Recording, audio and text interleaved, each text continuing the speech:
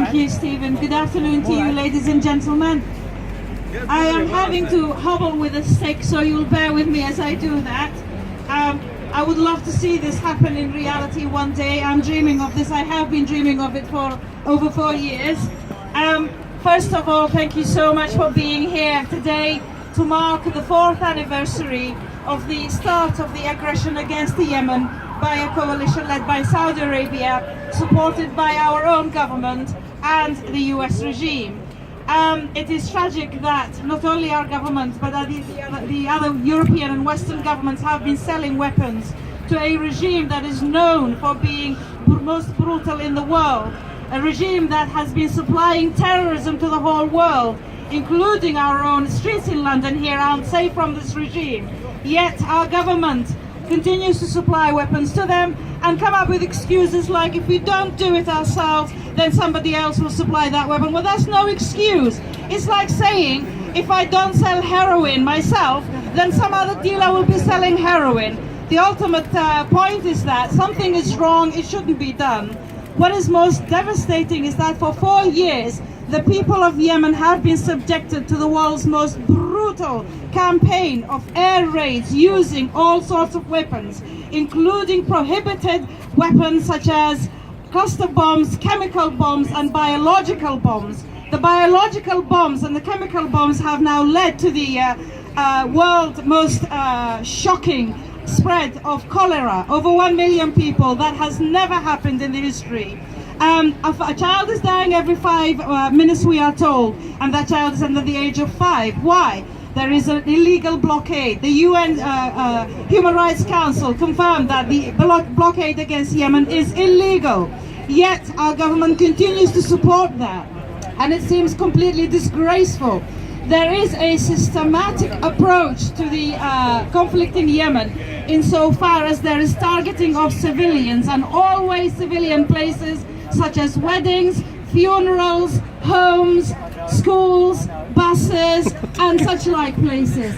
It is tragic that our government continues to get our country involved in this horrific scenario.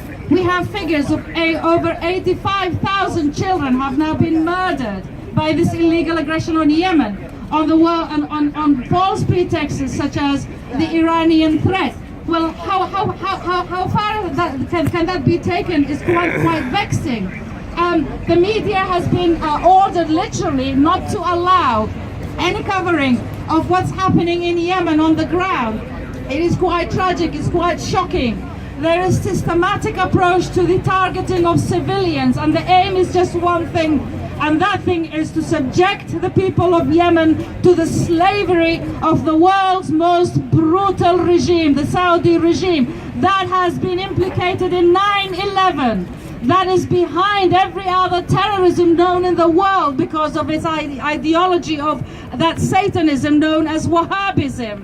So the Wahhabism and terrorism go hand in hand. The Saudi regime, according to just law, is implicated in 9/11. Yet we hear from the Daily Mail, as recently as this week, that our own troops are fighting alongside AQAB and Daesh in Yemen. That is tragic. We need this government to wake up. We need the people of Britain to wake up and say, we cannot have our troops working alongside Daesh and AQAB. That is disgraceful. We're supposed to be at war with terror, not supporting terrorist regimes, not aiding and abetting terrorism on the people of Yemen for 4 years, and it's continuing. Well, no matter what they have done, no matter how many lethal weapons they have used, it did not change anything. The people of Yemen will not be subordinated. They will not be enslaved by the Saudi terrorist regime.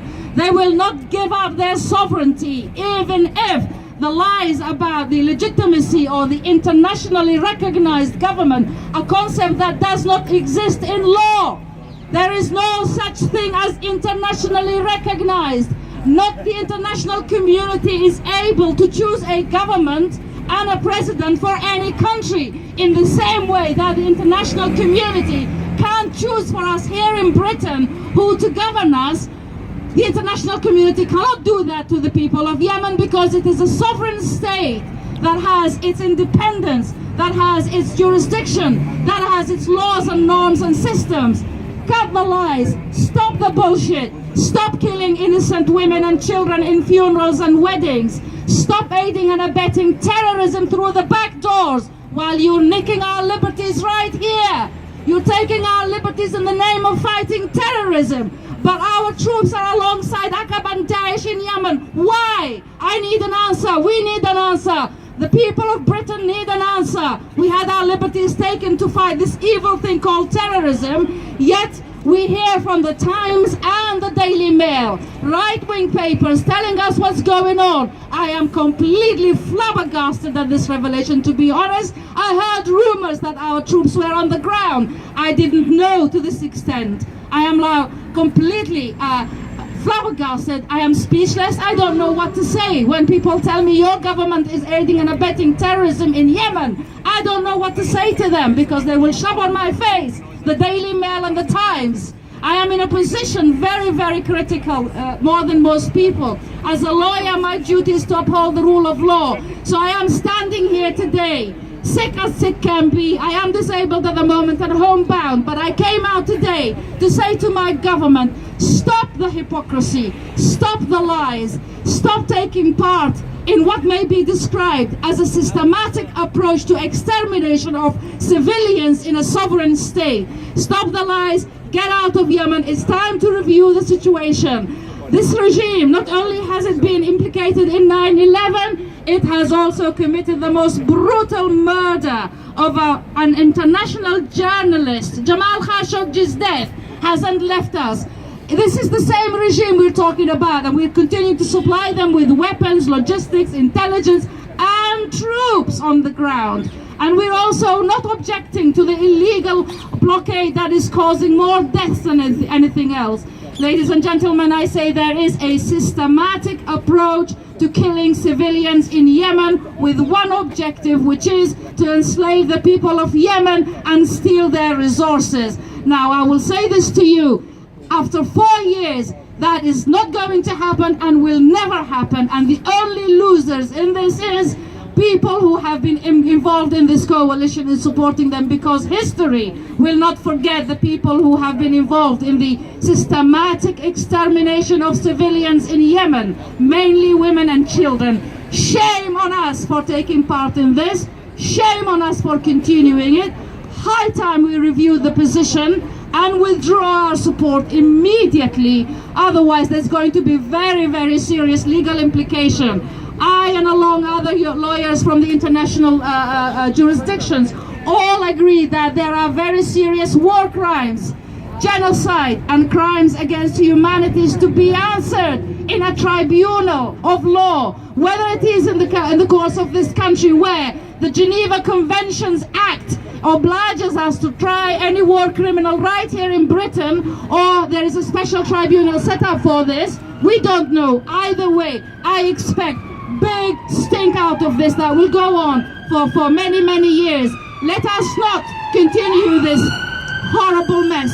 Let us now review the situation and be friends with those who deserve to be our friends, and they are the people of Yemen. They choose their government. We don't choose for them. Thank you very much.